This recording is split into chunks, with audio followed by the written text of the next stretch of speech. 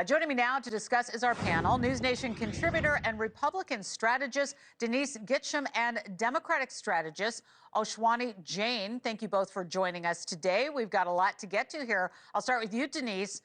What's Plan B for the Republican Party if Tulsi Gabbard doesn't make it through the Senate? Could that make other things coming up for upcoming cabinet picks tougher? Well, I haven't heard of a plan B. I'm pretty sure President Trump is going all in, pushing all his chips out to make sure that she gets over the finish line. You know, you've always noticed that he's had a couple of people that he was not willing to back down from, and he has applied, he and JD Vance, who's been masterful at whipping up Senate votes with skeptics, have been incredible at getting these people that most Americans and most people like me who've been in the Beltway for a long time, are expressing, concern about, like, is this really something that's going to happen? Nobody has been able to stand in the way of that Trump train and the political force behind that right now. And also the concern that many members have about their futures being primaried by Trump. That was something that was an express warning from Donald Trump Jr. about Tulsi Gabbard's confirmation, is that if any Republicans stood in the way, they would be primaried. That's a real concern for people who are, there at the will of the people of their districts and states. So I think that people are looking to both their own personal political futures when they think about how they're going to vote on this issue, and also just looking at the merits of Tulsi Gabbard, who has a top secret security clearance, who's been serving, bravely in our military, and just has a lot of political issues that people are concerned about, but nothing that should stop her from being confirmed. Right. Ashwani, what's your take on this? I mean, what do you think the concerns are?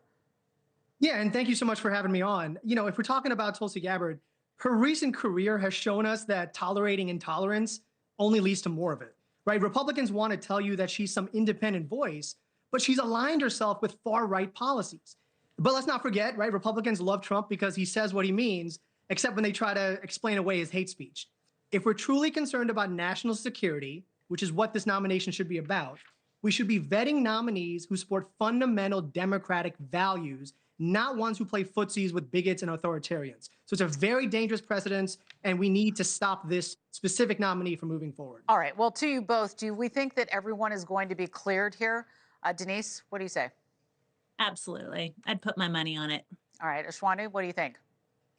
Well, that's why Democrats are using all the tools at their disposal to actually represent the American people, not their own political interests. And I think we need more of that. All right. We also want to take a look.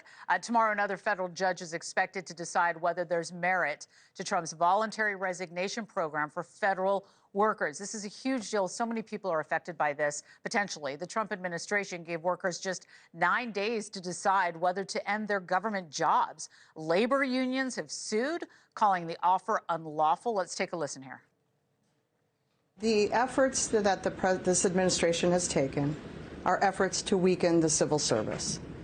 The whole thought behind removing due process rights of federal employees is about a loyalty test. All right, Denise, what do you say? What do you say to the millions of federal employees affected by this move? Because many people are, I guess, just trying to decide what to do here. Well, I served in the federal government. I worked at the Department of Justice as an appointee, and I can say I worked alongside many people who are incredible American patriots in the civil service. So I have a lot of respect for those who actually do serve in this way. However, I think that most Americans who haven't worked inside the Beltway and who are just in the private sector, like me now, really feel like there's a sense of entitlement that a lot of these federal workers are expressing, that somehow they deserve to be kept in without any scrutiny, without any real accountability. And really, 8 months of a buyout is something that nobody in the private sector would ever even consider an option. I mean, this is beyond generous. And so when people voluntarily step up and say, you know what, I think I can go and do other things, that's something we should applaud the government for giving them an opportunity to do, as opposed to saying, you have to be stuck in this job and we're going to continue to pay you regardless of how you perform. Ashwani, did I see you nodding your head? Do you agree with that? And do you think that Democrats might be worried about this? We are worried because these are real people's lives, right? I used to work in the White House as well as 2 federal agencies, the U.S. Department of Housing and Urban Development and the U.S. Department of Health and Human Services. These are proud public servants who work on behalf of the American people. But this goes beyond a bigger issue. The government has spent billions subsidizing Elon's career. Yet now that he's made his fortune, he wants to slash billions in support for the American people. So the hypocrisy is staggering. But this is what happens when you put people in charge who have no understanding of what these agencies do. If you want to eliminate a federal agency, introduce a bill, pass a law. You can't just dismantle it with an executive order or storming into a building.